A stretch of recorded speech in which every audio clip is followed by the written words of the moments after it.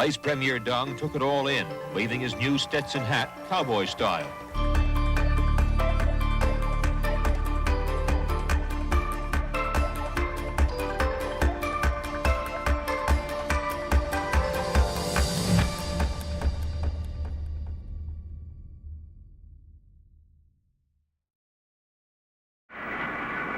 Richard Nixon opened the door with his historic trip in 1972. This was like going to the far side of the moon, the dark side of the moon. No one had seen anything of China since the bamboo curtain came down in 1948-49. And here we were, right, 23 years later. And no one had really been able to report, no American had really been able to report from China. Indeed, since Mao Zedong's communist revolution in 1949, American journalists had been barred from China, forced to report from listening posts like the British colony of Hong Kong, reduced to swapping guesses with Western diplomats, interviewing refugees, and searching for clues in the propaganda of the Chinese Communist Party.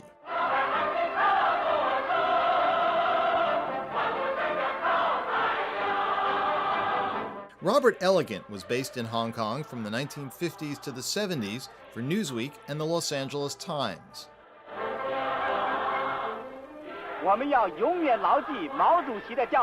It was painstaking work. It was very painstaking work, Jesuitical, Talmudic, if you would have it, but intense examination of sources.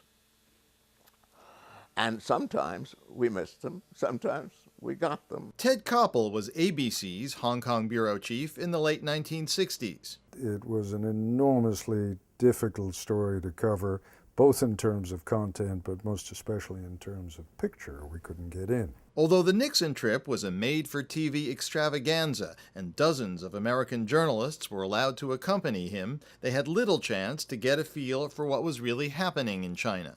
Stanley Carno went for the Washington Post. It has nothing to do with China watching. On the contrary, the least they wanted was any probing into what was going on in China. They wanted to make it a Nixon trip. In the half-dozen years that followed the Nixon visit, a few American journalists were allowed to go to China as honored guests on brief, tightly controlled excursions. You shot what the Chinese wanted you to shoot. It was not until after Washington and Beijing established formal diplomatic relations in 1979 that things began to change. There was the full normalization of relations between the United States and China in January of that year. And the Chinese then invited a selection, if you will, of all of the American journalists to come to Beijing. Jim Laurie was ABC's Hong Kong correspondent. He and a dozen other American reporters were granted an unprecedented interview with China's new leader, Deng Xiaoping, who was about to embark on a visit to the U.S. Jay Mathews of the Washington Post also flew up from Hong Kong to cover the event. Like many others, he was bowled over by Deng. The interview with Deng, he first shook hands with all of us as he came in. That was the lead of my piece. I shook hands with Deng Xiaoping. A historic figure was coming in and leading this, what appeared to be a surge of westernization in China. The most amusing part about the whole session was Deng Xiaoping, he had a tendency to spit a lot. He smoked constantly his Panda cigarettes, and placed to his right was a gigantic spittoon. And you would stand up to ask your question. And while you were asking your question, what is the Chinese position on the use of force? He was waiting for the translation, of course. He would be gargling and getting together this giant wad of spit, which just before the translator began to translate your question, he would put into the spittoon next to him. And one China scholar, when I told him that story, said, actually, that's not unusual. He used to do that to keep people off balance. They would get confused when he was doing that. But later, there was the foreign ministry spokesperson who had arranged for the interview for us, came to the three networks and said, we only have one request of you. In the interest of friendship and cooperation, would you agree not to use any of the tape of Deng Xiaoping spitting and not to use the sound. And in the interest of friendship and cooperation, that first act of self-censorship was carried out. Deng's U.S. trip and the way the press covered it was a watershed moment, solidifying in the eyes of the American public a new picture of China, not as an enemy, but a friend and an ally against the Soviet Union. China's Vice Premier Deng Xiaoping, who spent most of today in Houston, arrived in Seattle tonight, where he'll spend the final 2 days of his American tour before returning to Peking Monday. Jim Laurie has been traveling with the Vice Premier and reports on Deng's activities in Texas. For excitement in Deng's Western weekend, it was hard to beat the Texas rodeo. We've got horse roping in Outer Mongolia, said one Chinese, but nothing quite like this. It was almost like an American presidential trip in the sense that the networks and the other news agencies got together and rented a plane, and we flew, behind Deng as reporters do with the White House. Of all the reporters following Deng, John Roderick of the Associated Press stood out. He covered the Chinese Civil War in the 1940s and knew Chairman Mao, Deng Xiaoping, and other communist leaders. Deng Xiaoping, he was a short little man with great sense of humor, brilliant as you could be. So this little man arrives in America, and the reaction of the American public and of the American newspapers to it were extraordinary. Chinese Foreign Ministry official Yao Wei, who'd studied English at the American school in Beijing before the Communist Revolution, was in charge of Deng's press arrangements. Deng is a very unique person, very deep-thinking person. I think he well knew of the past 20, 30, 40 years of animosity, and it's about time to change. And definitely, he wanted to change that. The single most interesting stop was the Houston stop. Deng went to the Johnson Space Center, wanting to know, how the astronauts had gone to the moon and the space capsule, and how he asked, which was very typical of him, how did they go to the toilet? He wanted to know. That was one of his key questions in Houston. And then the rodeo. And Vice Premier Deng took it all in, waving his new Stetson hat, cowboy style.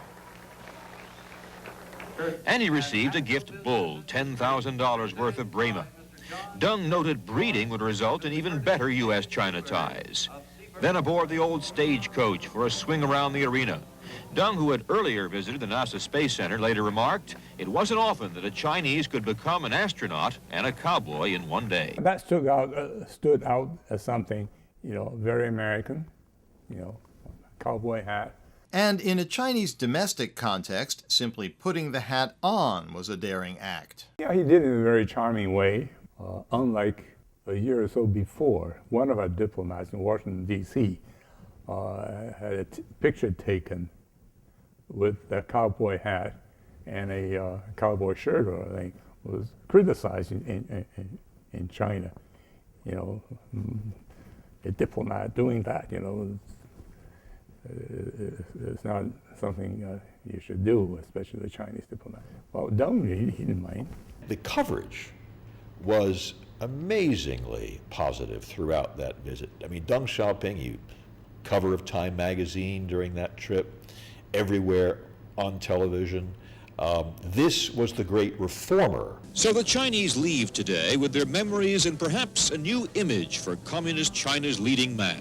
For Deng Xiaoping not only went west, but went western. Soon after, the Chinese government allowed American news organizations to open bureaus in Beijing. Time, which had just put Deng on its cover, sent Richard Bernstein, who had studied Chinese at Harvard and was then based in Hong Kong. There was this tremendous hopefulness among a lot of people, academics, students of China, ordinary people who were charmed by the Chinese culture and Chinese civilization, who found something lovable in China that they would never have found in the Soviet Union. The New York Times sent Fox Butterfield. Like Richard Bernstein, he had learned Chinese at Harvard and had been covering China from Hong Kong. I always considered myself really fortunate, not only that I got to get into China and open the New York Times bureau there and be with the first wave of American correspondents to open news organizations in Beijing since '49. But to have arrived at precisely the moment when China was, for the first time since '49, opening itself up a bit. Deng Xiaoping had just initiated the market reforms which, in the following decades, were to profoundly change the Chinese landscape. The newly arrived reporters and their editors back in New York were entranced. Melinda Liu, a Chinese-American from Ohio whose parents had fled the 1949 revolution, arrived for Newsweek. The early 80s theme of China was, Deng Xiaoping on a roll, opening up, isn't it great, Sino-US love affair, that sort of a story. Bruce Dunning, a veteran Vietnam War correspondent, opened the CBS bureau. Early on, you could get almost anything on the air. There was just that novelty. It's, we have a bureau in Beijing. We have a presence in China. So they were willing to put almost anything on the air. In the early days, the opening of China to the West, there was a gee whiz mentality. If you go back and you look at the programming on ABC and NBC and CBS in 1979, that is very much reflected. China opening up. Every little innovation that occurred in the late 70s that were part of the reform program that Deng was outlining were seized upon. The first private restaurant, the first private car, the first of this, it was all a series of firsts. The Chinese are anxious, though, for anything new. Take the People's Hair Salon on Wang Fujin Street. For $2 and a good deal of agony, women are doing what was forbidden only 2 years ago: curls and a permanent wave. But they wanted stories about the economic reforms. I remember writing a story about the first private restaurant that opened in Beijing. I still, I traveled around the country and did pieces about how life was changing. I remember I did a long 2-page piece on the restoration of a degree of religious freedom and the restoration of churches. But the small American press corps quickly discovered that the experience of living in Beijing was very different than visiting China as an honored guest. Returned and reopened the AP Bureau. It was the first time in 30 years that an AP man had a full-time bureau. Now, all the problems that were involved in setting up the bureau were quite extraordinary. The communists didn't know how to cope with this thing. They never had us there, but it was a big event, and everybody knew it was a big event.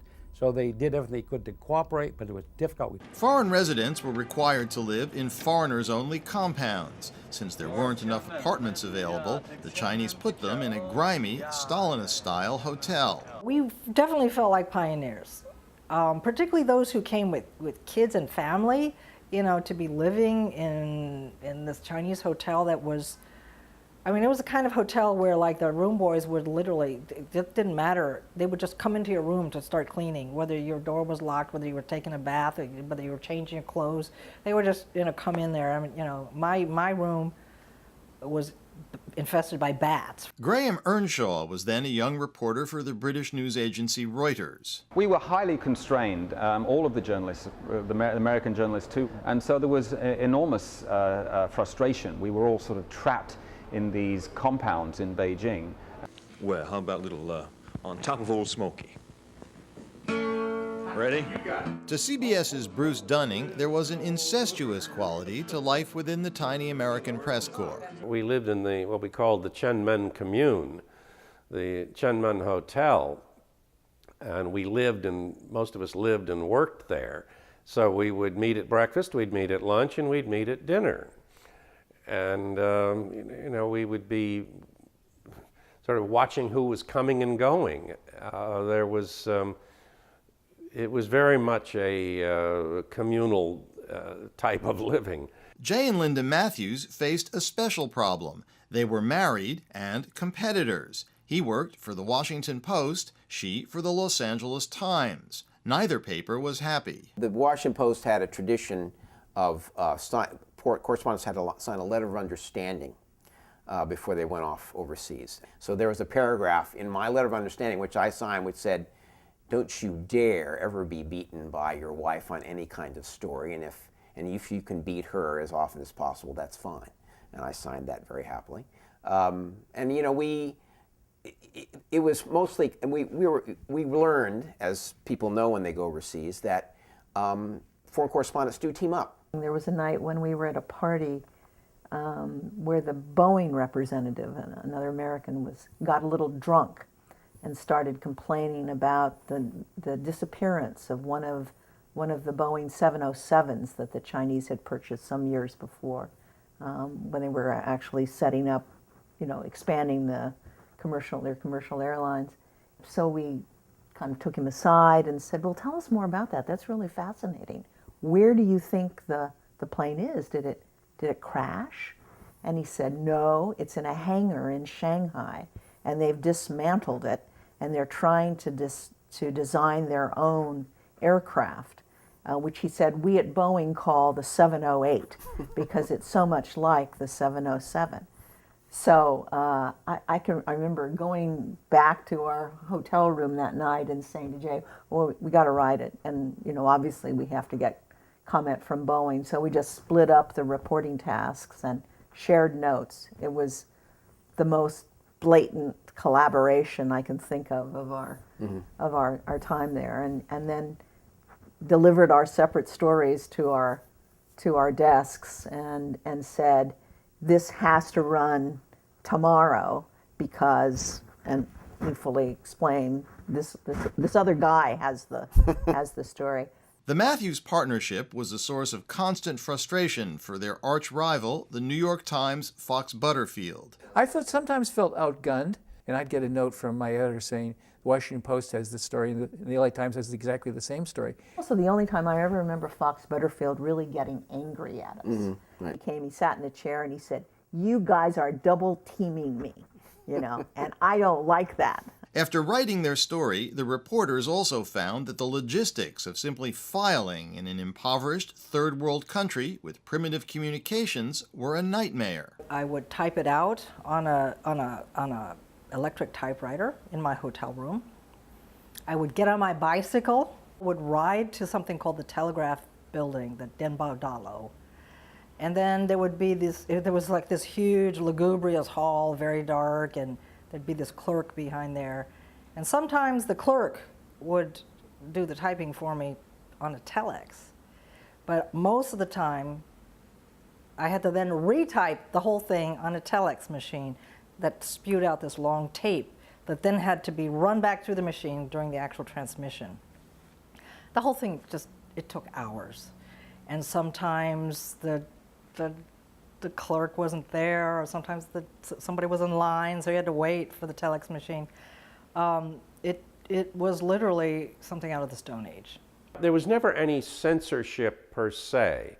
You didn't have to submit scripts or stories to the authorities to have them go over them and vet them. But they made the gathering of news so difficult, the gathering of the stories, and the transmission. We had to, as I said, we had to order satellites a day or so in advance, and then before we could move the material on the satellite, they would ask us to play the piece, ostensibly for engineering purposes, to make sure the levels were correct and all of that. But it was obvious that they wanted to see what was going out. And if there had been something they didn't want to go out, well, there would have been technical difficulties. But as they covered the dismantling of Chairman Mao's radical policies and breakthroughs such as the first Western-style jazz band in Shanghai, or the first Western fashion show in Beijing, the reporters found their biggest challenge was penetrating the wall the communist authorities were determined to maintain between the American journalists and their own people.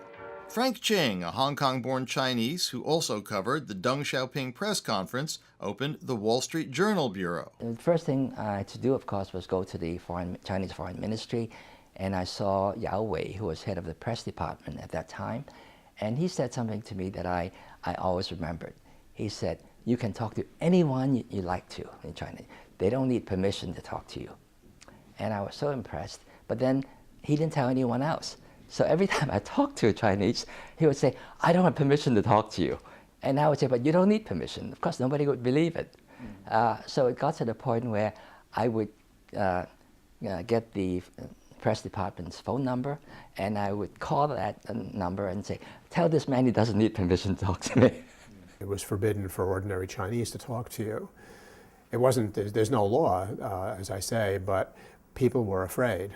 And everybody that was there at the time managed to find a few people who were brave enough to talk, and I had my few people like others did, and that was very, very important. But it was very, very hard to just have friends, and certainly even harder to develop sources. Michael Parks had opened a bureau for the Baltimore Sun. They'd be seen visiting with you or talking. That was a serious risk. It's because of the past so many years of animosity. I don't think you can blame them. They're afraid to make mistakes. The frustrated reporters did everything they could to break through the barriers. It was very difficult to get to know people, and you would meet in parks or and that sort of thing. So it was very difficult. And for example, you couldn't invite a Chinese friend to your office or to your hotel or to your apartment. And it was very difficult to get in touch with people.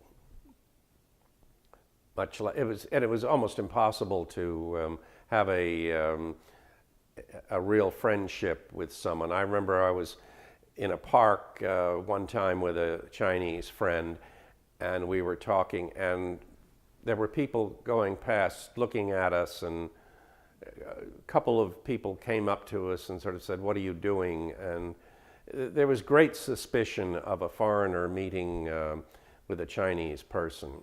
Had heard that it was one way to try to talk to a Chinese was to take a train ride. So I was in Shanghai, went to Shanghai, and it was from Shanghai to Beijing was 20 hours by train in those days, or it was a 2-hour plane flight. So I decided I would take the train ride, and I could get to sit with a Chinese and get a story. But when I went to get on the train, there was the woman conductor, and she said, "Oh, you must be the American correspondent." And so clearly they had been keeping track of me, and she announced to all the passengers in the car, "We have an American on board. He's a foreign correspondent, and he speaks Chinese," basically giving the warning to all the passengers not to talk to me. Melinda Liu had one advantage. As a Chinese American with the right clothing, she could pass for a local. I mean, I'm an American-born Chinese. I look Chinese, so for me it was much simpler. But I still had to like put on a big old great coat with with a furry collar and a big hat and shoes. You know, your shoes always gave you away as a foreigner. So you had to wear Chinese shoes and slip out so that people thought you might be a local, because otherwise people would follow you. Find out who you talked to, find out what you said. The Mathews found one other way to make connections, through their 2 small children. To get back to the issue of whether having children gave us access, it did to some extent, because we could talk to their teachers. When we took them to play at the Temple of Heaven playground, it was somewhat easier just to strike up conversations with other parents who were there. I had gotten to know Cao Yu, who was a well-known playwright. So I thought, okay, I'll interview him since I know him. And I asked him, "Can I interview you?" He said, "Well, of course, but you need to get permission." So I called the information department and I said, "I want to interview Cao Yu, but he's already agreed. This is just a formality. He needs your approval." And the man said, "Okay, we'll see." I guess a couple of days later he called back and he said, "I'm sorry, Cao Yu is too busy to see you." I said, "That's not possible. He's already agreed to see me. This is only a formality." I said, "Did you talk to him?" So after he called me back a second time and said, "No, he doesn't have time to see you," I said, "I'm having lunch with him tomorrow. How can you say he doesn't have time to see me?" And so the man said, "Well, if you're having lunch with him tomorrow, then you can interview him." Still, the doors continued to open gradually.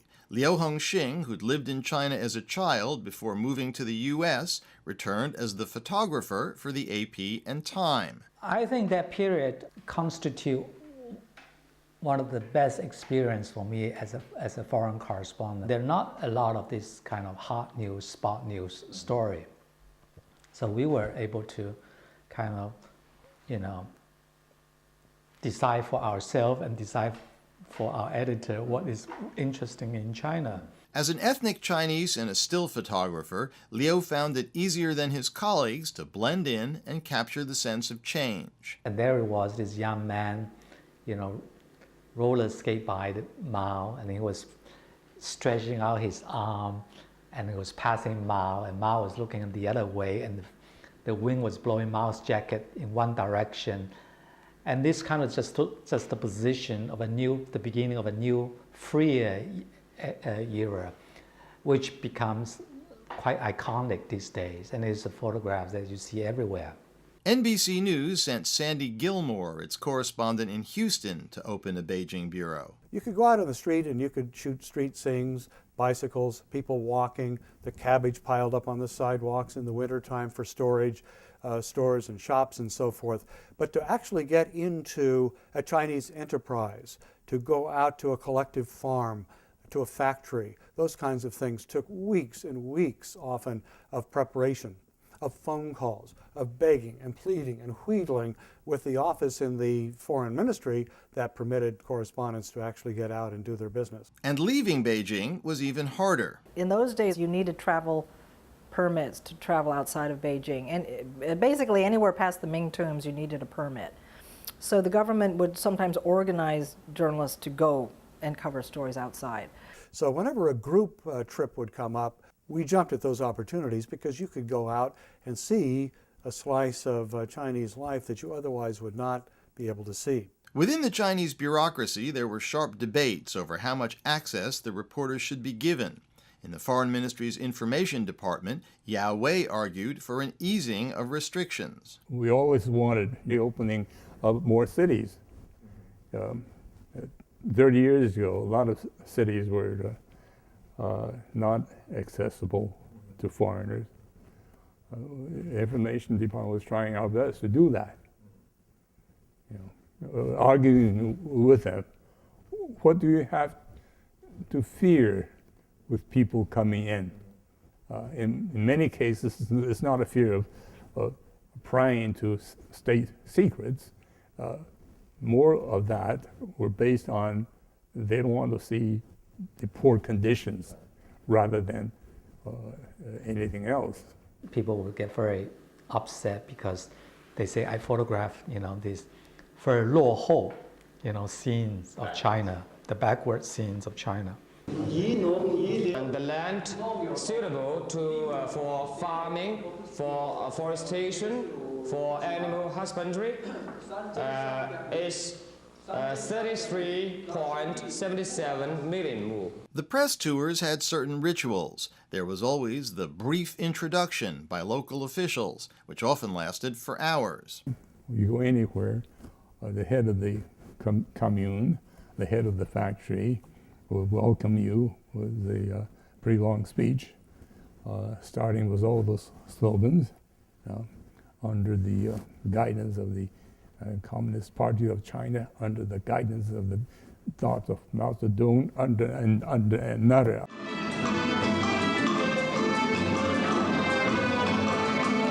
There was the cultural performance, with the reporters often pressed to join in.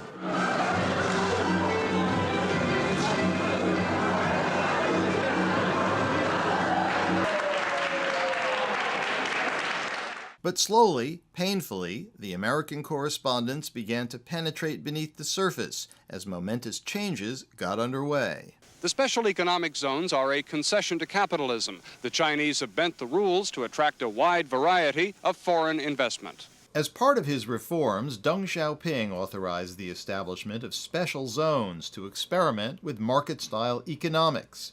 The first one was in Shenzhen, just across the border from Hong Kong. Shenzhen was nothing. It was a little village, very few people. Shenzhen used to be little different from hundreds of other sleepy country towns in South China. But Shenzhen now is a boom town, a bold experiment by Chinese leaders. They were laying out their blueprints and telling us where they're going to build a highway and where they're going to build a Holiday Inn hotel and a convention center, where they're going to build the port. And the reaction, the silent, sort of long reaction from my colleague was that, yeah, right. We totally underestimated the ability of China to change rapidly. Some of the most dramatic changes began to unfold in the countryside, where Deng Xiaoping authorized the breakup of that symbol of Maoist extremism, the People's Communes.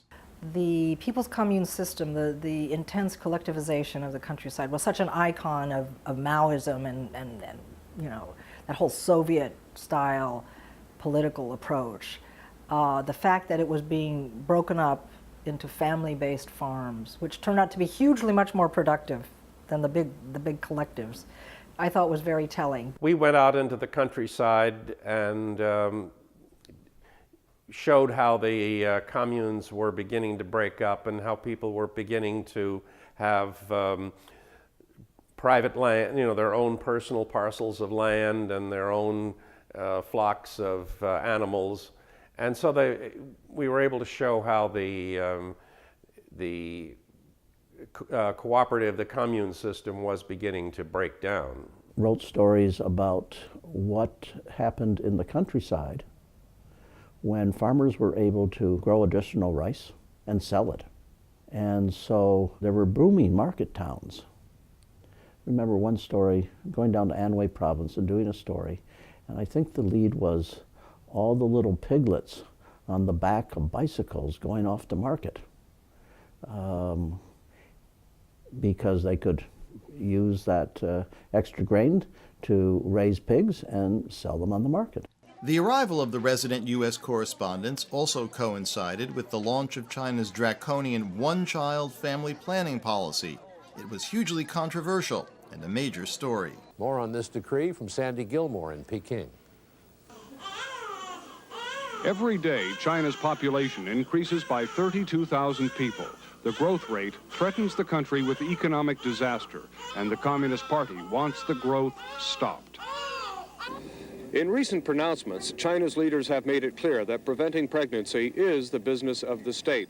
Vice Premier Chen Muhua said China's socialism requires that the production of human beings be planned like the production of material goods.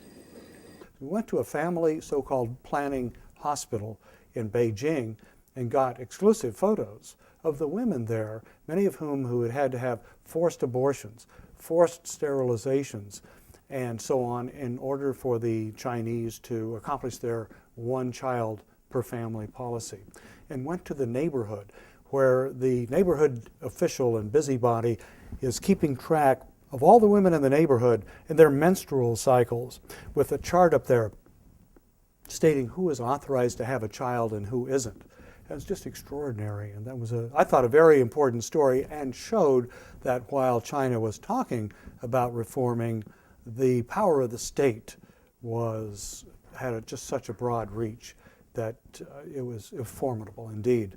But like so much in China, as they dug deeper, the reporters discovered the reality was more complex. And both of us, like our newspapers, were really keen on what was finding out how people actually lived in these countries, looking for contrast between the way people lived and what the government said about the way people lived, looking for cracks in the facade in certain policies, like the one child per family policy. Early on we did stories about how in the countryside that wasn't operating at all. As somebody said once when we were interviewing at a commune where the commune leader's wife was pregnant with her fourth child, the mountains are tall and the emperor is far away. And so they knew very well that they were going to get away with, with violating the one child rule. But for every story the foreign correspondents could do in China, many more remained out of reach. Their struggles with Communist Party cadres, or cadres as English-speaking Chinese called them, left many journalists weary. We were all controlled by a group of Communist Party officials, apparatchiks, minders, and they were all dressed in exactly the same way, and right across China, they were operating according to exactly the same mindset. The personal restrictions that we operated under, you know, the constant surveillance, phones always being tapped, people always listening in on you, you know, simple things like you couldn't have a normal romantic relationship with a Chinese person. My staff consisted of a Chinese assistant and translator who actually worked for the security people, and his main job was to spy on me. We all felt that it'd be a good idea to be on good terms with your translator so he wouldn't give you a bad report. Some of the Americans found an unlikely source of help in getting a better handle on the country. A trio of young Filipinos. Chito Romana, Eric Baculanao, and Jaime Floracruz had been among a group of left-wing students from Manila on a friendship tour of China in 1971, when they learned Philippine strongman Ferdinand Marcos had ordered their arrest if they returned. We were on the wanted list. I was one of the wanted list to be arrested on arrival, so we decided to wait on, thinking that it might normalize in a few months. It turned out to be 15 years waiting in China. By the time the American correspondents arrived, all three had graduated from Chinese universities, were fluent in Chinese, and offered the reporters an alternative window into the country. I hired a Filipino who had been here for many years, Jimmy Floracruz, who now is the CNN bureau chief. He, having lived in China for, you know, more than a decade, by that time had some friends, knew some people. So I had this huge network of friends that I could turn to for information or just to double check certain news or rumors. People who trusted me because they knew me first as a friend and later as a journalist. So that was my big advantage. Jimmy was the first one who did this because he was working for Melinda of Newsweek, and then eventually for Time. And it was through him, you know, other journalists were asking him, where can we find people like you? Romana ended up at ABC News, while Sandy Gilmore hired Eric Baculanao at NBC. Oh, the old telex machine is an antique. It's, that's why it was confiscated, taken back by the Chinese government, because I think it belongs to the Ching dynasty era. He was just my right-hand man during my entire stay in China, with me on just about every story. But even with the extra help, China remained a tough assignment. I think most of us who came in the 79-81 period were very, I mean, we had sort of followed China on the outside for so many years, and we were very enthusiastic about China. And then it sort of ground us down. These sorts of things, I think some people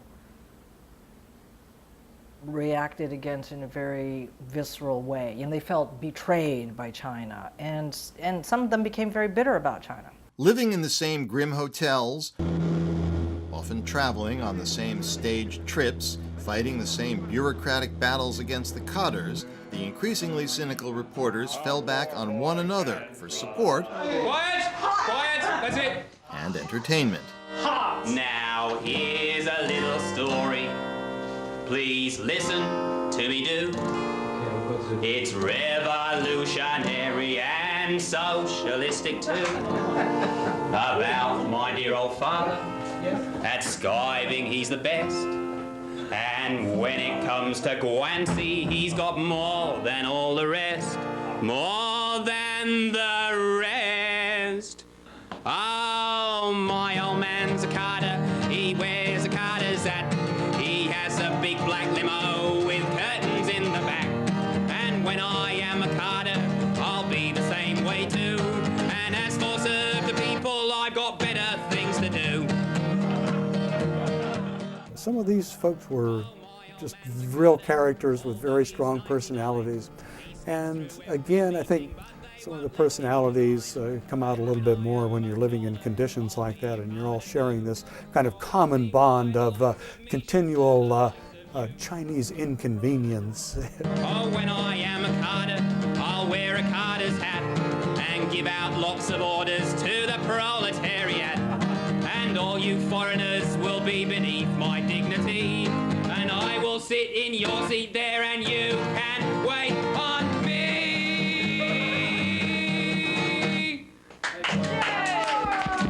it's kind of standard, no matter where they are, for the Foreign Press Corps to develop a slight contemptuous attitude of the host country. Contemptuous might be too strong a word.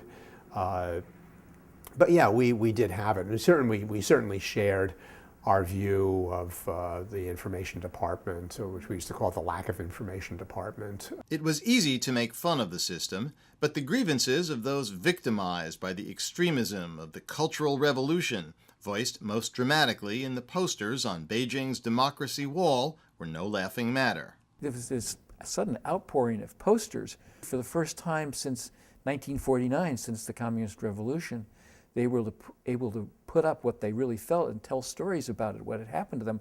And there was just amazing sentiments that were going up.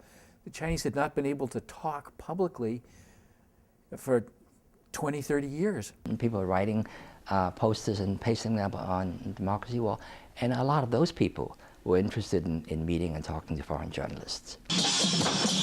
Some TV reporters, however, found their bosses so enamored of the romance of China, they weren't interested in the human rights story. Whenever I would propose stories that touched on human rights issues or much more critical stories, there wasn't a tremendous enthusiasm for those kind of stories in New York. Now, partly it was being television.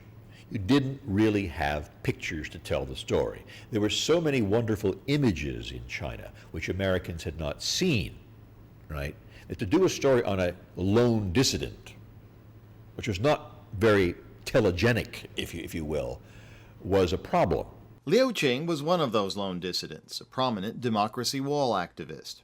Several weeks after giving an interview to Richard Bernstein, Liu was arrested and sentenced to 3 years of re-education through labor. Midway through his term, a prison journal he kept was smuggled out. He gave it to a fellow inmate who wrapped it around his leg underneath his quilted clothes when he was released from prison. And the inmate then gave it to some friends. I think maybe Liu Ching had a brother living in Beijing, so he gave it to his brother. Eventually, the document was delivered to Bernstein, who published excerpts in Time magazine. It was my big scoop during my time in China. We had this kind of detailed description of the Chinese, the arrest, the interrogation, the imprisonment, the so-called trial, the imprisonment, the terms of imprisonment, everything, the whole story was there, written by an extremely intelligent, a very honest guy, too. Bernstein was called in and interrogated by the police. I didn't name any names or anything like that during that meeting. I was fully prepared to go to prison if I had to, not to disclose any names, but it was a kind of silly bravado on my part because they knew all the names. Liu Ching served 11 years before being freed. In 1992, he was allowed to go to the United States. He holds no bitterness towards Richard Bernstein.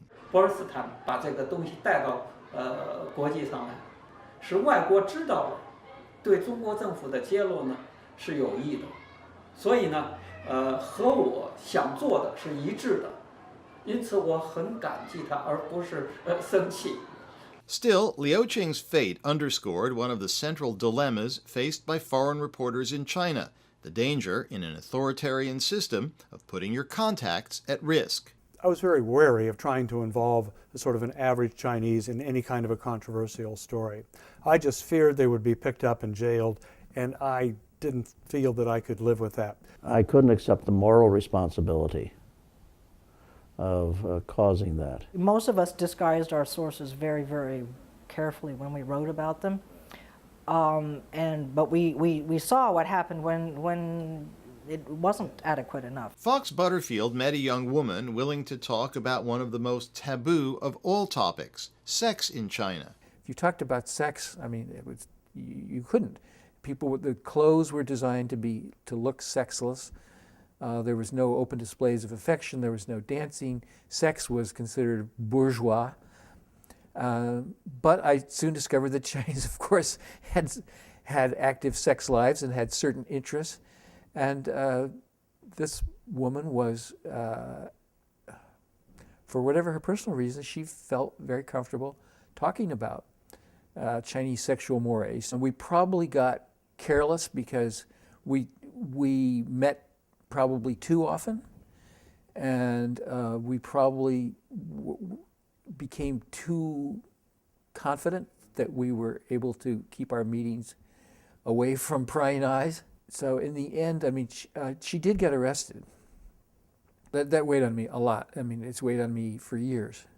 But even as Deng Xiaoping crushed the Democracy Wall protests and reporters and their contacts struggled with the heavy hand of the state, Deng continued to liberalize the economy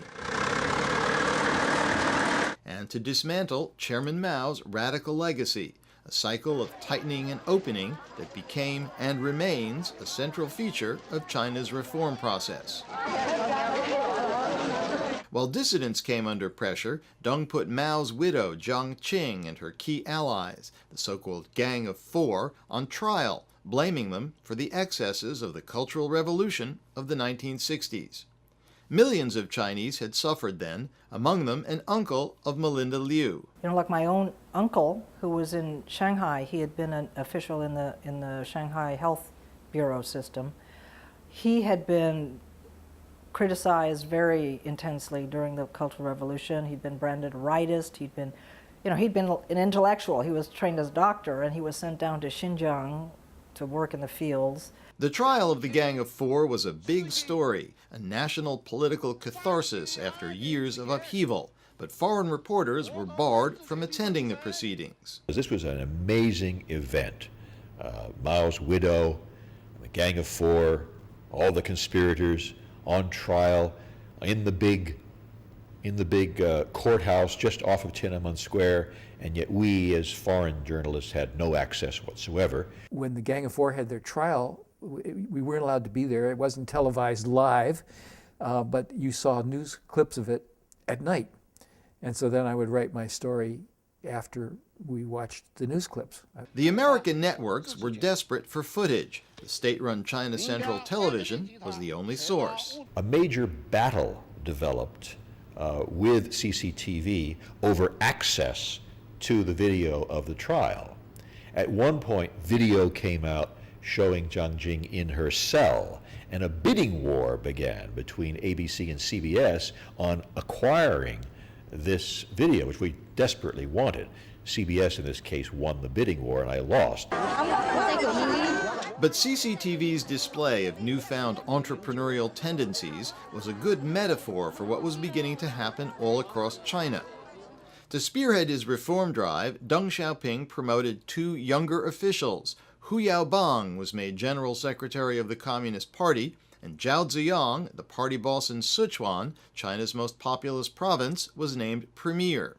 In a sign of the changing times, just before taking up his new job, Zhao Ziyang agreed to talk to Fox Butterfield. To my surprise, I was told that I was going to have a meeting with Zhao Ziyang, and then the next thing I knew, this man appeared in my hotel. And he came by himself, which was astonishing. According to Chinese protocol, the senior Chinese leader would not come to the hotel of a lowly foreign correspondent. So I was really stunned, and I was very impressed that he was willing to open himself up, and we had a fairly frank, engaging talk about the economic reforms he was carrying out and how they were going, and how optimistic he was and the big changes he wanted to make. Indeed, that was the big theme as this first generation of American reporters began to wind up their groundbreaking assignments. I would say I was optimistic. I felt that China was had an opportunity to head in a positive direction. We were fairly hopeful, I think, leaving. The economy was improving, the free markets were functioning, there were some private plots, there was more, there were more choices available to individuals about where they worked, there were more people going to college. There were lots of things to indicate that China was on an upward trajectory. Even the government's handling of the media began to improve. I thought when I left in '83 that China was just beginning to open up to journalists.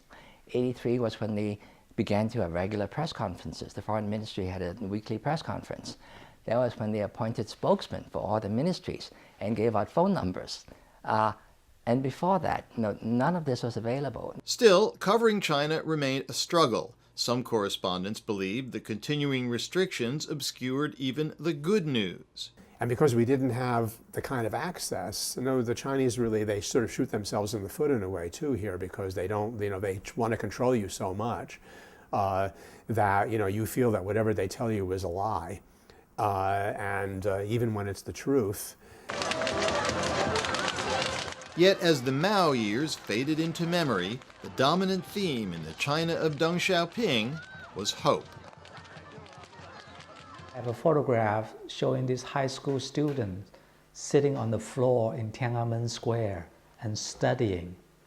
That was when they first reinstituted the college exam, but they have no electricity at home. They go to Tiananmen Square and they study under the street light. As a photographer, I was very moved. Lights, camera, action. It's a scoop, it's a story, it's got drive, it's got speed, it's a shock or a drama that'll make your poor heart bleed. It's a must, stop the presses, oh now this you've got to read. It's a ball-tearing monster, it's a front page lead. You've got to get the facts right and you've got to write it quick. Just add a few fast cliches and it's bound to read real slick. You may wonder how one judges if a story's really hot. Does it grab you by the short and hairies? Write it on the spot. It's said the subs are there to stop the errors creeping in. It seems to me they're there to help the dreaded gremlin. The way they spike and mutilate my stories shows they're fiends. Sub stands not for sub-editor, subhuman's what it means. It's a scoop, it's a story, it's got drive, it's got speed, it's a shock or a drama that'll make your poor heart bleed. It's a must, stop the presses, oh now this you've got to read. It's a bull-tearing monster, it's a front page lead. Before you all decide you want to be a journalist, you've got to learn to drink your fill and more and not get pissed. The job consumes your interest, can consume your life as well. The burnt-out journalist lives in a special kind of hell. But the dinky-die reporter chases stories till he drops. While there's news left to be written, you can bet he never stops. Even when the paper's put to bed and the presses spring to life, you'll find the true blue journalist still saying to his wife, it's a scoop, it's a story, it's got drive, it's got speed, it's a shock or a fucking drama, make your poor heart bleed. It's a must, stop the presses, oh now, this you've got to read. It's a ball-tearing bloody monster, it's a front